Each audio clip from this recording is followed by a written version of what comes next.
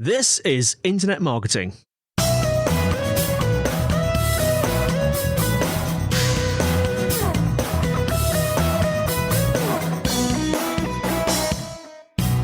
Hello and welcome to the Internet Marketing Podcast brought to you by SiteVisibility. I'm your host, Scott Colenutt, and with me today is Pete Martin, Head of Strategy at Always Be Content. And we're going to be discussing how to successfully promote your commitment to sustainability. Welcome to the podcast, Pete. Good evening. Good evening. How are you doing? Good evening. We were just having the debate about when is it okay to say good evening to someone. I think it's worth referencing that on the podcast. It's something we all struggle with.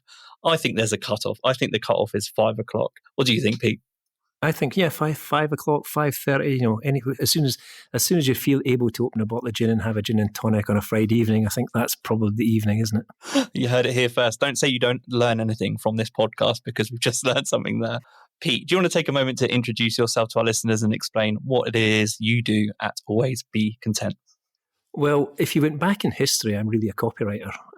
So I started my career doing spelling and grammar. I've been a creative director, both here and in New York, and sort of agency director.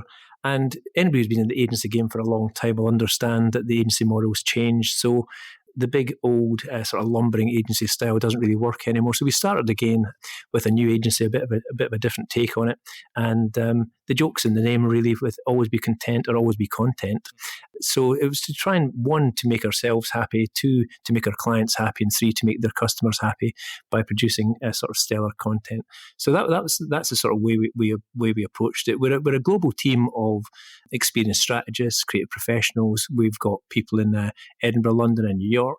We do most things, to be honest. In the old world, we record ourselves a full service agency, but fundamentally, all we're trying to do is what's right for the client, and that sort of means looking after the customers first. And indeed, what we're about to talk about is looking after the wider world. So we see that as sustainable as an opportunity for our clients rather than a cost. So I think it's important that marketing looks at the sort of wider world, and that's one of the things why we're always talking about sustainability and environmental and social and governance obligations, and what we're going to chat about right now, I hope. Yeah, and I really love the name. So I was worried that I might get it wrong, but it's Always Be Content and not. I guess is it right or wrong? Or is it up for interpretation? It's absolutely any way you want to say it. In reality, most of our clients refer to us as ABC, yeah, which sort of makes life a bit easier. But I'm not even sure how I pronounce it, to be honest. Always be content, always be content. I don't know. Maybe it's one or the other. It's masterful copywriting though, and I'm already piecing together the dots of some of your career and interest in copywriting, and as we're talking about in a moment, the marketing communications side of sustainability, eco-friendliness, environmental friendliness. So we'll get to that in a moment. What I'm really interested in is that as we speak today, the topic of eco-friendliness, of sustainability, it is such a hot topic. It's something that all brands, at least on the surface, talk about and aspire to do better within. However, you launched Always Be Content back in 2017, where you started, I suspect, to spot and consider this trend and these trends a little bit more. And I'm really interested to know what led you to launch the agency, and has the world changed in the way that you had anticipated between 2017 and now in 2021? That's a really good question, Scott. I mean, I think I was hoping that my answer to this would be a little bit more authentic than trend spotting, to be honest. I mean, in reality, the reason we started the agency was twofold, and I was only half joking when I said the aim was to be content in our work, because that you've got that classic thing where I was working in a big agency environment. I'd worked in there for the best part of however many decades, and they just, as far as I was concerned, they just didn't want to change. The world was, I could see the world was changing. I could see clients' needs were changing. I didn't think they wanted to change. And, and I suppose I got fed up with the sound of my own voice and of saying, this is how I think we should do it, and said, well, let's just go and do it the way I think it should be done and see what happens. So it wasn't really that cynical, to be honest. And the interest in sustainability spreads from a couple of things. If you went back in time, And again, it wasn't an intentional thing, but I've got quite a lot of energy experience, worked with quite a lot of large energy providers in the UK. I worked for both SSE and British Gas, who were the biggest of the two in the big six. And whatever else people think about energy companies, you'd be surprised how focused they are on trying to do the right thing, and how they're focused they are on trying to be more sustainable. And particularly SSE, if you went back to the post-war period, they built all the hydro dams in the UK. So in the sort of late 40s, early 50s, and which is the first sort of major form of renewable energy we had in the UK. And that sort of accounted for, it might have been about 10% of the UK's energy output. And what the challenge for the energy companies was always trying to sort of square the circle, where no matter how more efficient they got at making energy, the public found new ways to use it. So the demand for energy just kept on growing. We bought new tellies, we bought new computers, we bought all kinds of things. And on the one hand, we're installing low energy light bulbs, and on the other hand, we're starting to buy electric cars that demand electricity. So out of that background of knowing what the genuine challenges are, and I'll use this phrase a number of times, at an industrial scale. This is an industrial scale problem.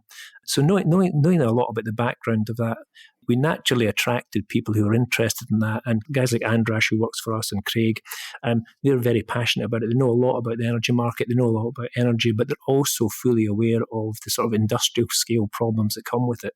And that leads you naturally on to a lot of the wider issues. I mean, you talked about, when this topic was heating up. I mean, again, it's not really a joke, because the world is genuinely heating up, and it is. And this is the thing that's difficult to explain to, I keep on saying the man in the street, but the man and the woman in the street, where, you say the world is getting hot, and say, but is it really, but it's like switching on an oven. We've actually turned on the oven, and it's not really going to heat up for about 50 years, and then we'll find it. But we have switched it on. That's quite an important thing for people to understand, that, unless we change the steady state we're in now, the trajectory forward is really difficult. If anybody was watching COP26, and I'm not foolish enough to believe that people were avidly glued to it, but the commitment to try and keep the global heating to 1.5 degrees is really good. But in reality, the trajectory is 2 degrees. And if you want to go and Google what the long-term effects of a 2-degree warming on the world are, it's really quite frightening. There will be major cities inundated with water, and again, you think it's one of these the law of silly numbers, where you say, well, what difference does a couple of degrees make? And it makes a difference between when you step out of your door and there's ice on the pavement, and to there being water on the pavement. And when you apply that at a mass scale to the sheets of ice in the world, to the amount of ice the water that's stored in ice, a couple of degrees makes a difference between having glaciers and having a lot of water trapped. And when that water's not trapped there, it expands, it goes into the oceans, it warms the oceans, it ends up, we'll have major cities inundated with water. Coasts at great risk, a hugely different cycle of rain and weather, and that will disrupt all kinds of. We'll have parts of the world where there is no water. We'll have mass migration. There's a bit of evidence, I think, unfortunately, in my view, that the British public's got a view about migration, and if they think a little bit of migration now is bad, just wait till they see what happens when the huge parts of the world become unsustainable. So I think that there are. I know that sounds terribly gloomy and doomy and all the rest of it, but these are some of the realistic challenges, and one of the great failures of the sustainability world has been the scientists' inability to communicate that to people in any way that they're willing to listen to or to accept. And as communicators, as copywriters, it's in our gift to say, well, how should we talk about this? And I know I did start on a sort of like trying to paint that scenario, but the reality is there are things that can be done, and there are things that are being done. They're just not being done fast enough, or with enough commitment, or with enough scale to address the problem. And one of the things we thought about with the sort of dare to care thing was really trying to reframe it for people to understand that what we're at here is, it's not so much a a fight to preserve our current lifestyle, but it's actually a new type of industrial revolution, really. Trying to move from the gas and the coal and the petrol age into a new era of renewable energy. When there's loads of wind, there's loads of sun. We don't often get it here in Scotland, to be honest. But there's loads of the world has got solar power. The technology for heat pumps and all the rest, it exists. It has existed for a very long time, probably since the 60s. We should definitely be powering up to do this, but it is an industrial scale problem. It is at the government level. There's a lot that business can do. I mean, business really has to take the lead in this, I think. More than, and we can come on to this. I think there's a lot of, it's a little bit like nuclear disarmament. I think, where yes, the pressure can come from the public, and the public can talk about it and be concerned about it, but in reality, the levers of change are not really in the public's hands. They're in the hands of government and business, and it's important that people understand that. Much as it's good to recycle and it's good to use less energy in your own home and all the rest of it, the real big challenges come from a government and business level. You were talking there about the scientists' messaging perhaps being diluted by the time it makes its way to the public. That's how I interpreted a part of what you've just said there. And what I'm interested to know is that since 2017, when you launched Always Be Content, and today, do you think we're in a better place today in terms of the clarity of the scientific messaging that makes its way through marketing to the public? Or is copywriting and the messaging muddier than ever? To some extent, I would say the messaging from the scientific community has got better. I think they've gone to pitching solutions rather than trying to describe the problem. When this first came out, I remember working with an energy company, and it was clear that pictures of polar bears stranded on little chunks of ice didn't really communicate with the public. They were going, well, that's thousands of miles away, and is it true? And it was the stuff that sort of brings it home to you is the stuff that you sort of experience yourself. Everybody knows the weather's changing. So I would say the sort of communication where it's been less number driven and closer to home has been much more successful. I think the downside of that is that since 2017 is that, and I think we feel this across all walks of life, where the pond has been muddied by a lot of people. I don't really want to talk about President Trump, but you've got certain strands of political life where they're determined to try and protect the way that the world used to be, and to promote a counterfactual agenda.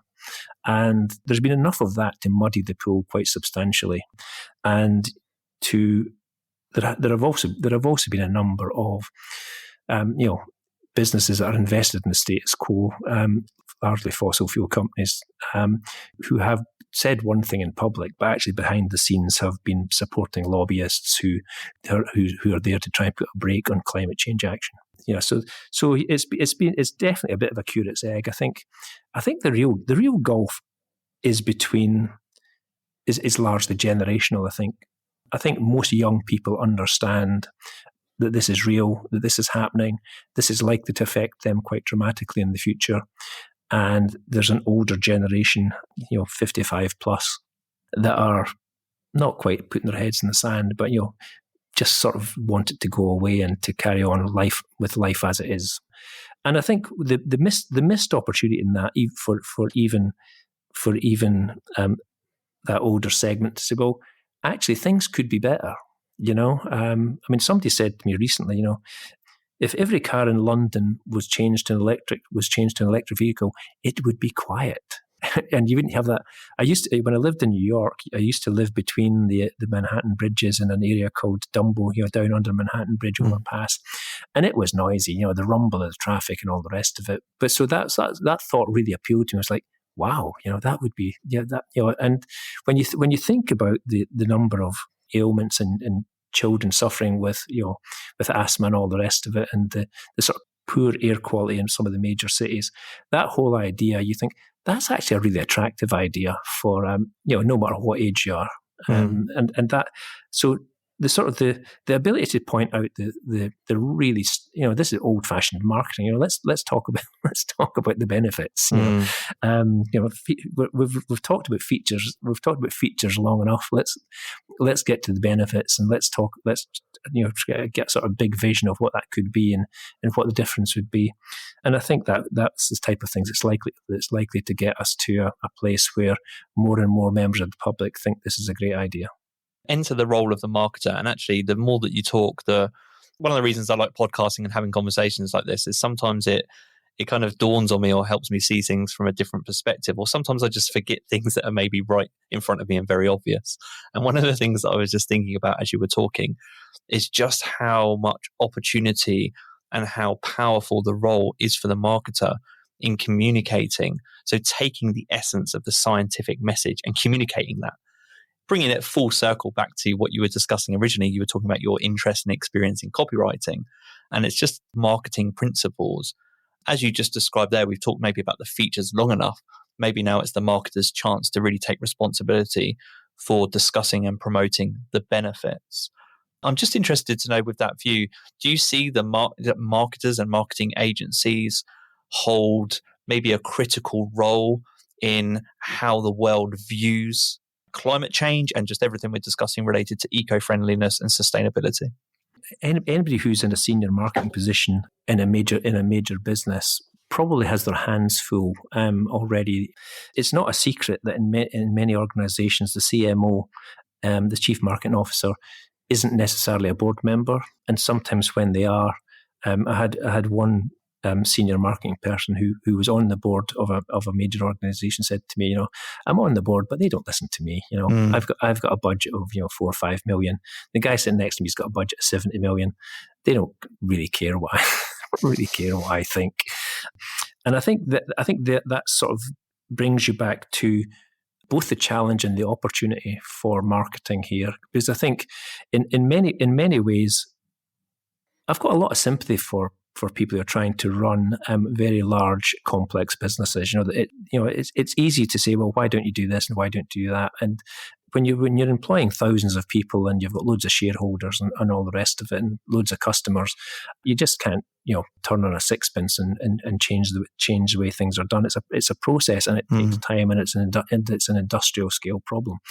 So, but there's definitely a role in there for persuasion, for marketing people to grasp that thistle and say, look, let's start talking about not just what are the costs of sustainability, well, we can't afford to do this, we can't afford to do, well, what are the opportunities and what are the benefits that are created by this for our customers and our communities?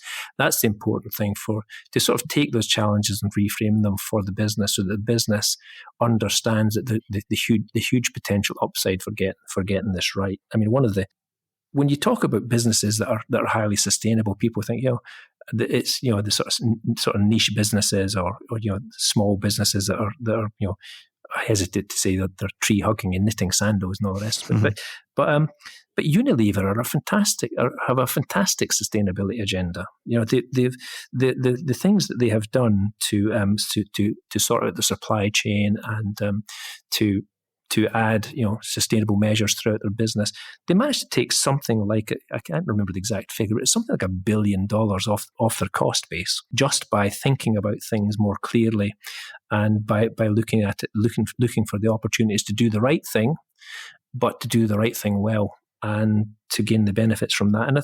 And I think that's the real opportunity for marketing people to say, well, what is the vision of this? How can we describe this to people in a way that excites them and gets them on board with it, to become better customers? And I think the underlying challenge, I think, is what I often call you will eventually get caught out if you don't move with the times and you don't set out to do the right thing, and you sort of try and protect your short-term selfish interest.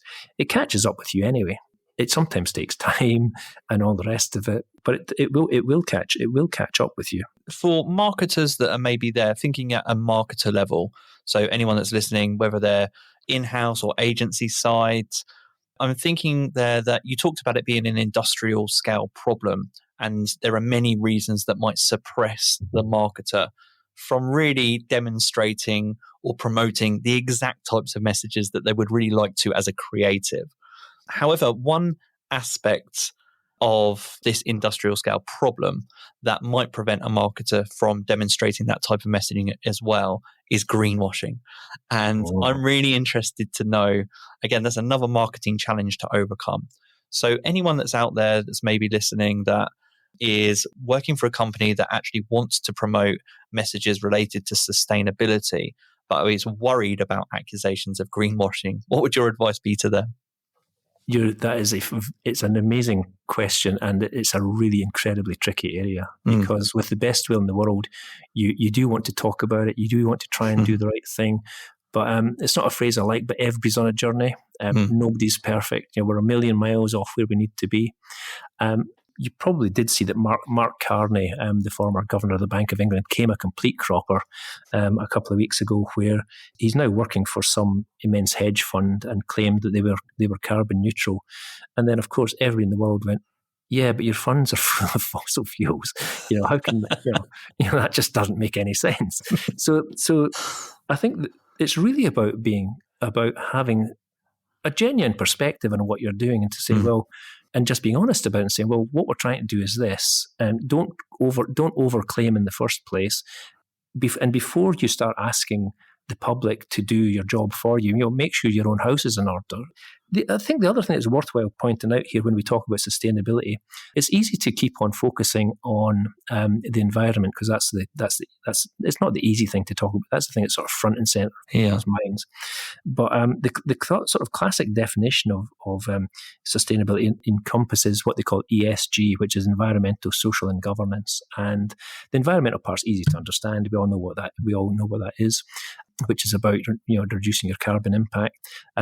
The social part of it is a far more subtle idea. If you went back to sort of the old economist Milton Friedman, who thought that the business of business was business. This is all about the pursuit of pure profit within the law, right?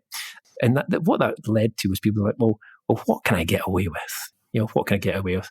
And that sort of, how much money can I make and get away with it, was the sort of output of that philosophy. And eventually people go to jail with that philosophy. Sometimes it takes a bit of time for people to catch up with it, but that is generally what happens.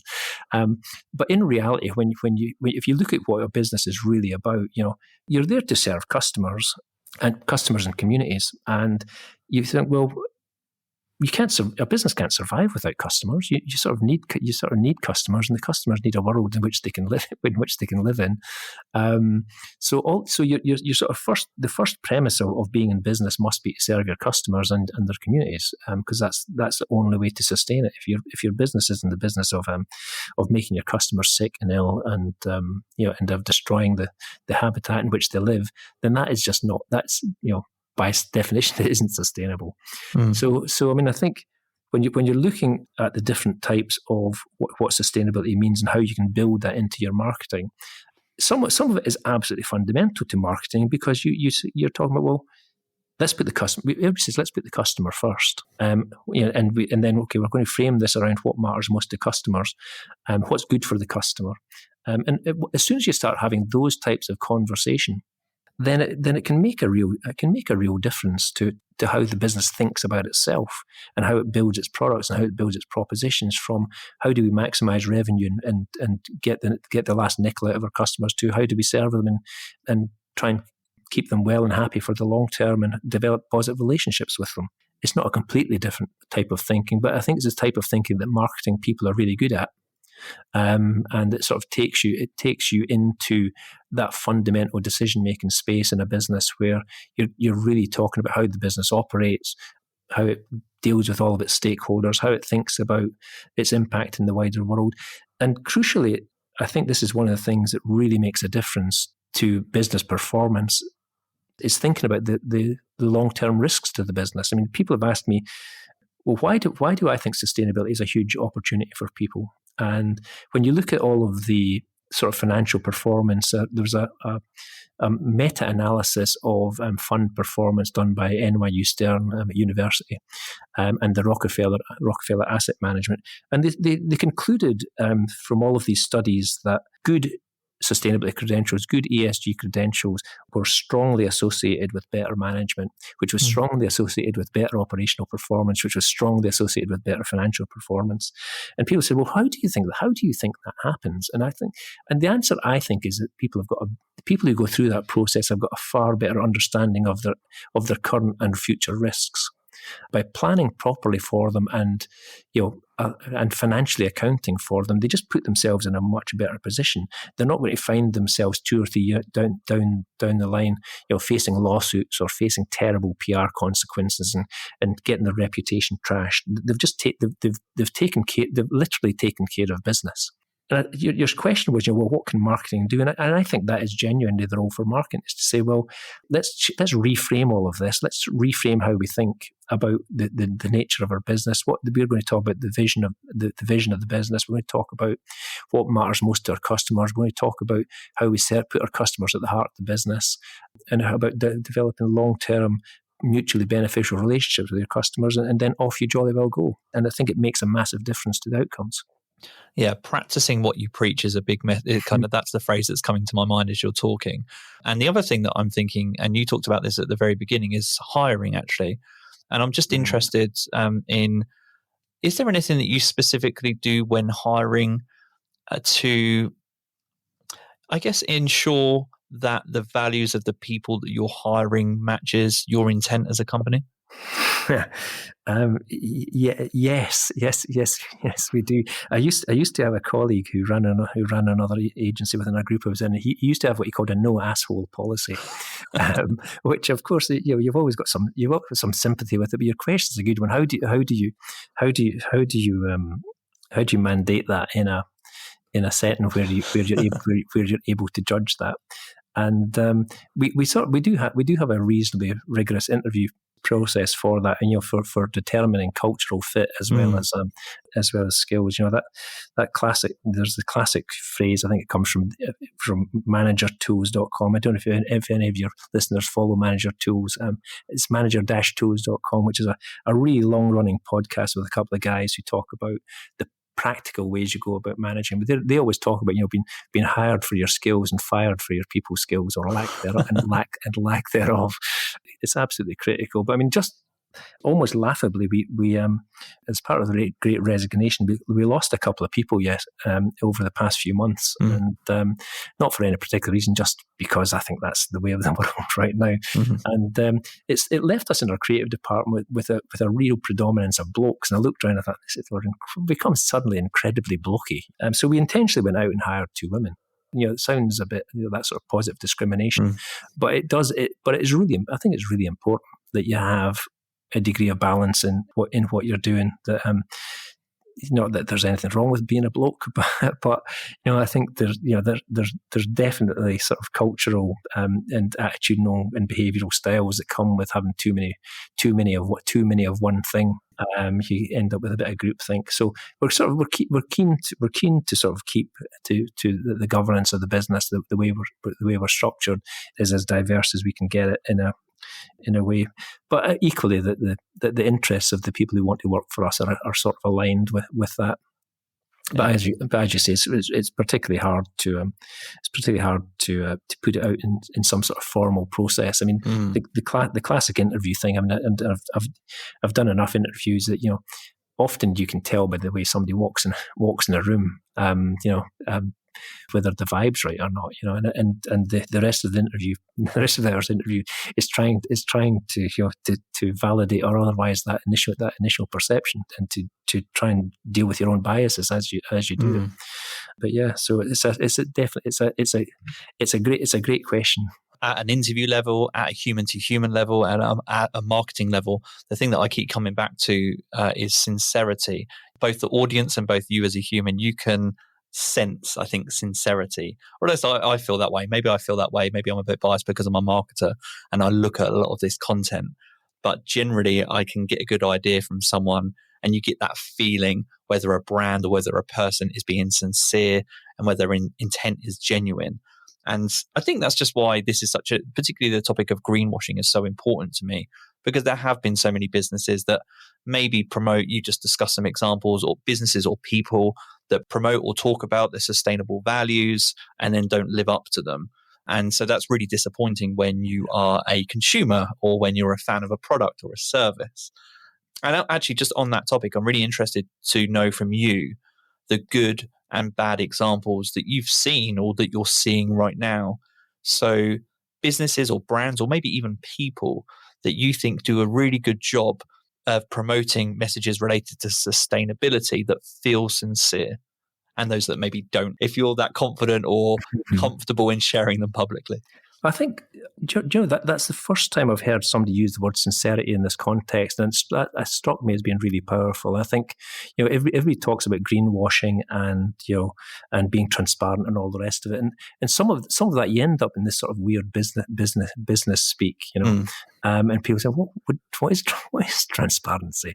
But I mean, I think the word sincerity is the first time I've heard somebody say that, and that really strikes a chord with me. I think we're in a world where there is far too much cynicism, and what you can get away with, sort of thing. And I think it's sort of important. And I mean, I won't name them in particular, but there is one very well known large fossil fuel company that they went out in public and they put, and it's one of these things that sounds incredibly innocuous. You can imagine how it happened on a Friday afternoon in their marketing and comms team, who said, let's put out a Twitter poll and we'll ask the public what they're doing to reduce carbon emissions, and they got absolutely flamed, and it was everybody from the American Senator AOC to the loads of climate scientists saying, well, sit down. What are you doing? Everybody knows what your track record is, and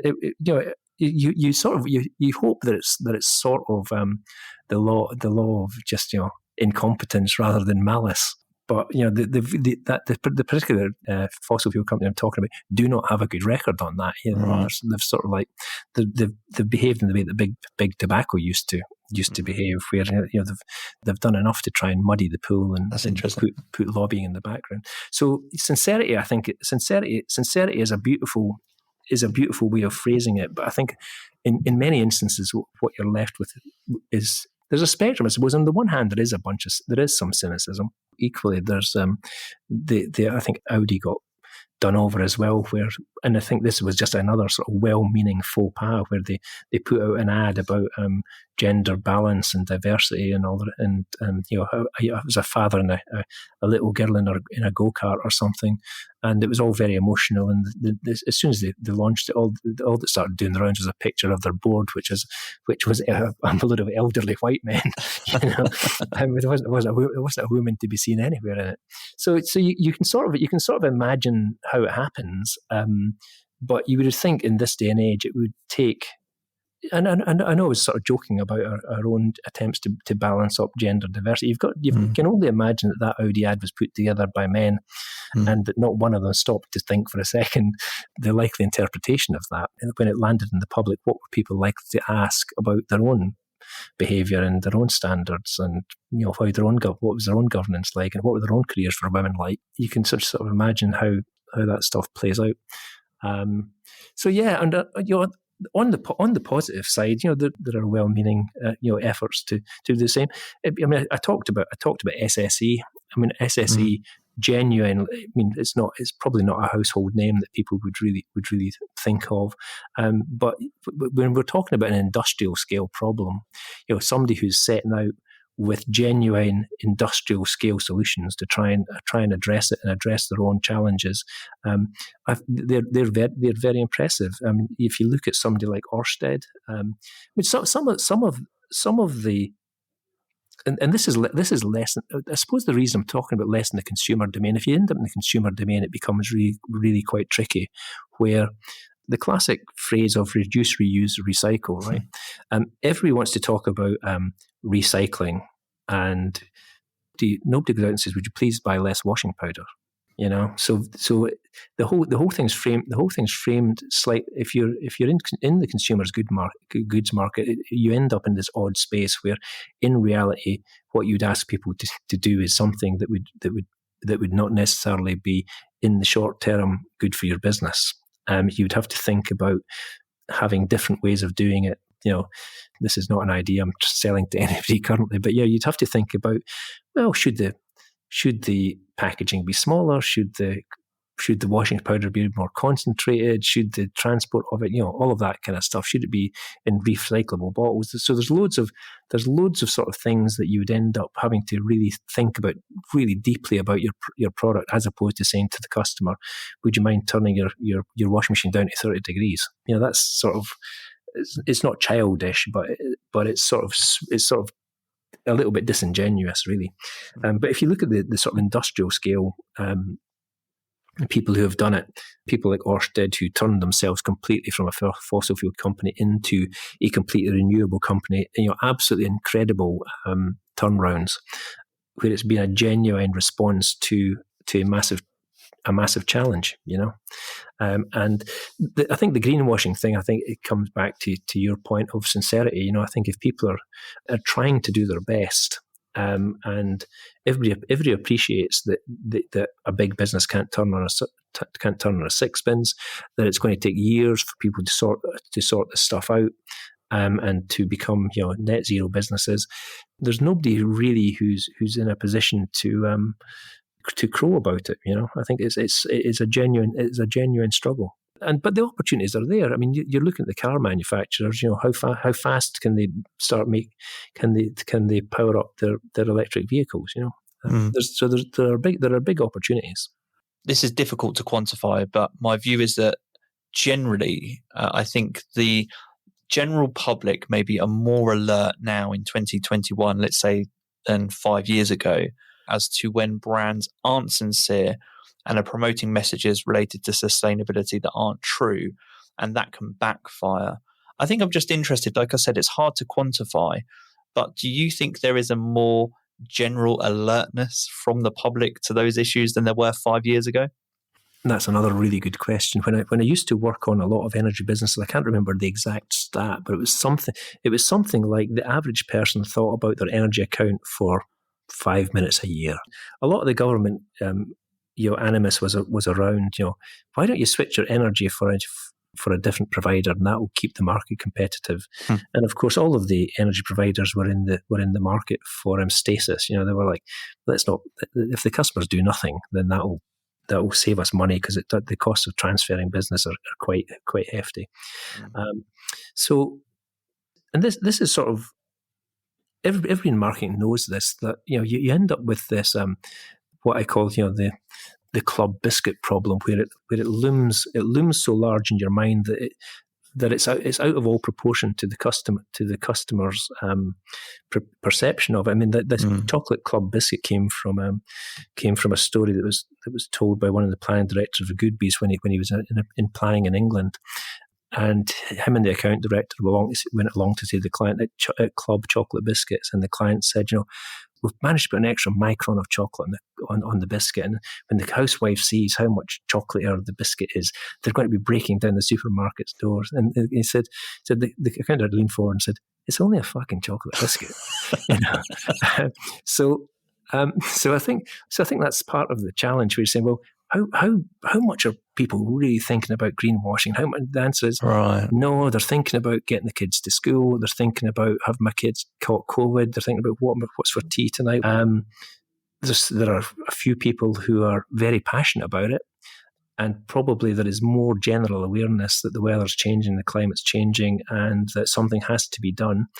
But is it on most people's radar most of the time, most of the day? I would say the answer is not. This is why I keep on saying this, that putting the onus on the public to think about this and do this is misguided. I think we can rely on the public to support it and to vote for it and to do other things, but the onus must be on business and on government to lead the way and to set the structures in place to make this happen. I mean, I'll give you an example, and you'll forgive me if this sounds quite complex. But the marginal cost of renewable energy is close to zero.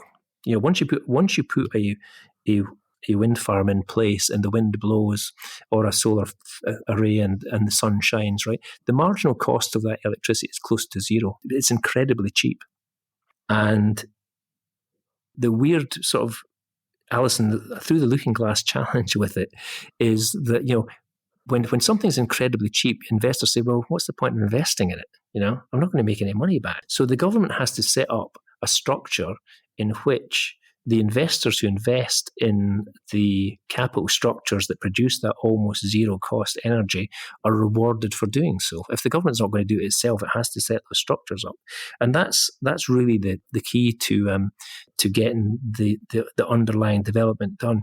Who's going to put in the electric charging points for all those cars? How are they going to be paid for that?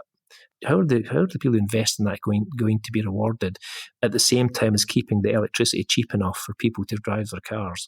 So there's all of those are massive society level questions that are to do with political structures and political will, and it's really difficult for the man in the street and the woman in the street to affect those. How the average person would really like to talk about contracts for difference to help the investors build more wind farms and solar and all that. And they're like, well, I don't know, I don't know what I can do about that. And that's why the whole focus on sustainability really rests with government, yes, and international governments, but when it comes to very large businesses, it comes back to them as well, and that the responsibility in there. I think this is the thing you were getting at. Not necessarily the responsibility, but the opportunity lies with marketing to then figure out the opportunities to make this a better world, to make a better product, to have a better relationship with your customers, to protect the customer, to protect this world we're living, to make sure that there's a planet, a habitable planet in 50, 100, 200 years' time, that your business will be sustainable, your customers will still be there, that we'll have a robust energy system, and everybody will be happy, That's a great way to close out today's episode. And I think, a key message that I've received there is, there is lots at play, and it is an industrial scale problem. And like you said, maybe there is too much pressure on individuals or the public to solve some of these problems. But marketers are in a powerful position. And for me, it's kind of do your bit. If you act with sincerity, you think of the principles that we've discussed in this episode today and lead with sincerity, then maybe you can do your bit and help support sustainability and for a better world for us all to live in. The hour that we spent together is flying past. But just before we do close out, if people want to learn more about this topic, whether more broadly or specific to marketing, are there any resources that come top of mind for you that you kind of go to, whether it's books, podcasts, and anything yourself that you want to promote as well? The simplest thing to do, there is a free digital download on our website. So if you go to alwaysbecontent.com, you'll be able to find your way to the book. But more generally, there are a couple of really specific things that I think would be worthwhile anybody looking at, because sometimes you come to these kind of things, you think, oh God, industrial scale problem. Oh my God, how do I address that, right? And fortunately, loads of people have done the work for you. So if you go to the B Corp, B Corp has a very simple self-assessment forum. B Corp is the sort of global standard for sustainability for business, and lots of small businesses got it. But Ben and Jerry's, for example, are a B Corp, so there's lots of real large scale businesses in there, and they've got a system where, in order to get the B Corp accreditation, you have to get 80 points on their little self-serve forum, and you start off thinking, oh, this is great, this is going to be easy, and then you get to 60 points, you go, this is a lot harder than I thought it was going to be, and it is one of these things. If you do it honestly, and you're honest with, again, as you use your word, Scott, if you do it with sincerity, it sort of brings you alive to some of the challenges that you face, about what. Not just about the environmental stuff, but about your diversity policies, about the way your business, the governance of your business. So that's one relatively easy way to do it. And I think, if you want to spend a couple of hours having a quick skim through that, it would probably give you a bit of an idea. The other couple of things that are worth doing is if you had a look at the UN Sustainability Development Goals, there are only 17 of them. And I always, again, it's one of these odd things. I quite looking at them in reverse, because in reverse they sort of make sense for a business. The 17th one's about partnerships, and so who else can you work with in your industry, in your sector, to make this happen? Who internationally is doing the kind of thing you're trying to do. The next one is number 16 is peace, justice, and strong institutions. If your business wants to work in a society, it's really hard to do business in a war zone. Do you know what I mean? So they sound really lofty, but they're the kind of things where I worked for years on an investment company called Franklin Templeton, and Mark Mobius, who was our global investor, often worked in third world countries. And the rule of law, for successful investments, the rule of law and having really strong institutions is fundamental to the operation of markets that are fair and transparent. So you think that's important. Then you go 15, life on land. Yeah, well, that would be quite good. If we would quite like to live. Life below water, yeah, that would be good. Climate action is number 13. And if you work your way backwards, responsible consumption and production. All right, how do we tune our production to be more responsible? How do we tune our sales efforts to sell ways that are sustainable? Sustainable cities and communities under living. Reduced inequalities. Does anybody believe in unfairness? No, we don't. Number 9, industry, innovation, and infrastructure. That sounds like something a business could talk about. Number 8, decent work and economic growth. Number 7, affordable and clean energy. Number 6, clean water and sanitation. 5, gender equality. Number 4, quality education. Where are your future workforce coming from? Where's the training come from? 3, good health and well-being. Very important. 2, zero hunger. Who believes children should be going hungry? And number 1, no poverty. So I think that as you start, when you get to that bottom level, they become more fun. That sort of 1, 2, 3, 4. They become more fundamental. And sometimes you think, from a business perspective, well, poverty is not really my problem, is it? And hunger is not really my problem. But if you start at the big end, at the sort of what I feel is like the business end of them, and work your way backwards, the ones that are sort of at the top of the pyramid make a lot more sense to you by the time you sort of get to them. And obviously that's from the UN, that's got an international perspective. But equally, if you're in business, then you can sort of see how they can sort of apply to you. And then if you look at, I would also say there's also something called sdgcompass.org, and they've got a really simple model for applying the Sustainable Development Goals to your business, and it's really 5-step model. Understanding I'm going to say the SDGs, the Sustainable Development Goals. 2, defining your priorities. So if you look to those 17, you might go, well, number 5, 6, 7, and 8, they don't apply to me, but the other dozen do. And then how would I prioritize them in my own business? Step 3, set some goals. Okay, these are my priorities. How am I going to? I now know what they are.